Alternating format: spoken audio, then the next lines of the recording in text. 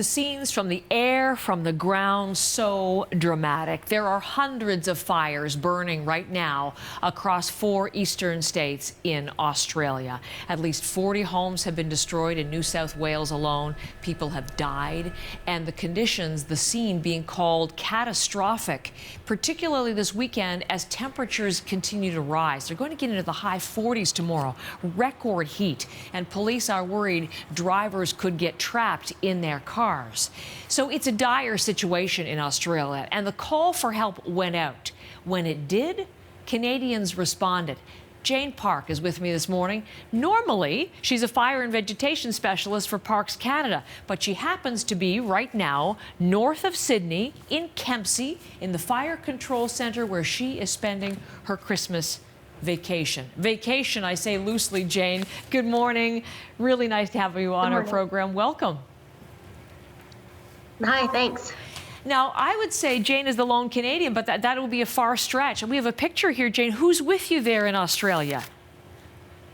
I can't see the photo, but there's a bunch of us from Canada. There are 21 of us here at the moment, and there are some more incoming as well.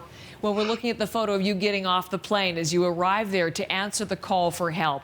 What are you doing to help the people who are fighting these horrible fires, Jane?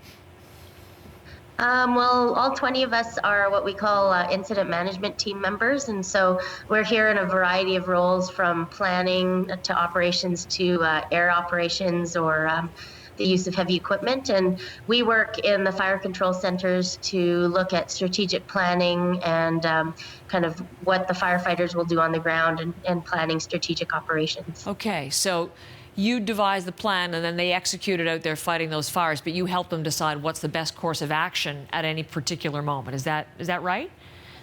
Yeah, that's right. So we're looking at the weather and the fire behavior and where the highest threats are, and then trying to determine the course of action to suppress. You're working particularly, I hope I pronounce this correctly, on the Kempsey fire. Is that right?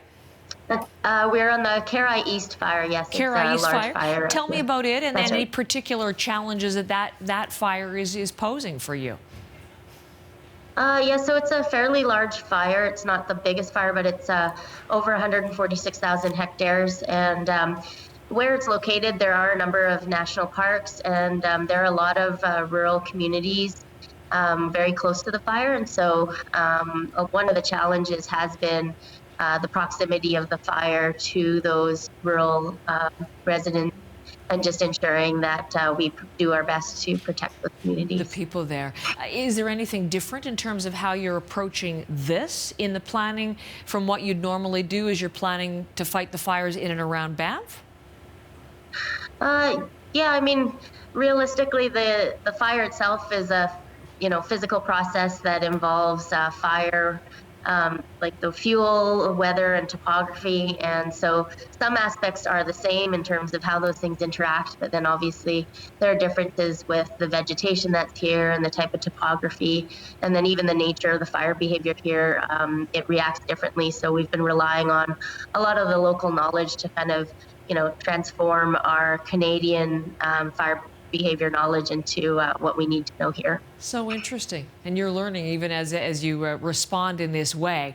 Now, Jane, you sent us some pictures. I'm going to call them up. Family pictures. Okay. What would you normally be doing at Christmas time? Probably what a lot of Canadians or people everywhere do, which would be meeting up with all my family. My family's a bit scattered when my parents are in Toronto. My sister and my nieces and nephew are in Winnipeg, and then my husband and I are in Banff. So, generally we kind of migrate to Winnipeg since it's a bit central. So that's where we'd be usually. Well, we're looking at some beautiful shots of you gathered in wintertime and around a tree. What on earth prompted you to give that up, to go off to Australia to help fight fires?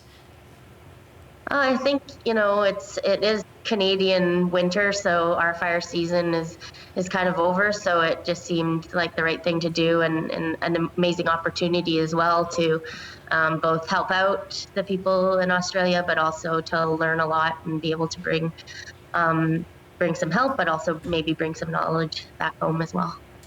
So a little bit of personal sacrifice for a greater good. It's interesting, we have some pictures of how obviously people in the area are appreciating what you've done, what you've given up. Some great little shots of thanks from the town up on this lit up sign, and also I know this little hand-drawn sort of message here was just so cute, saying thanks. How does that make you feel?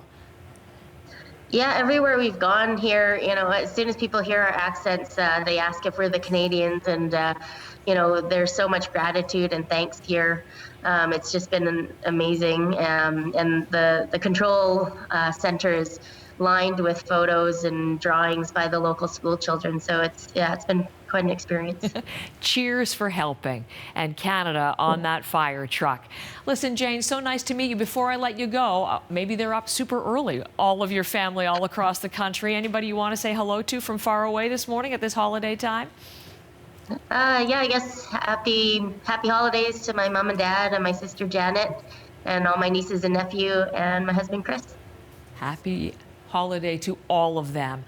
The spirit of giving we talk about at this time of year, Jane, and you're obviously giving and helping so many there in Australia. So nice to meet you, and stay safe, and we'll keep in touch as you do your work there. Thank you.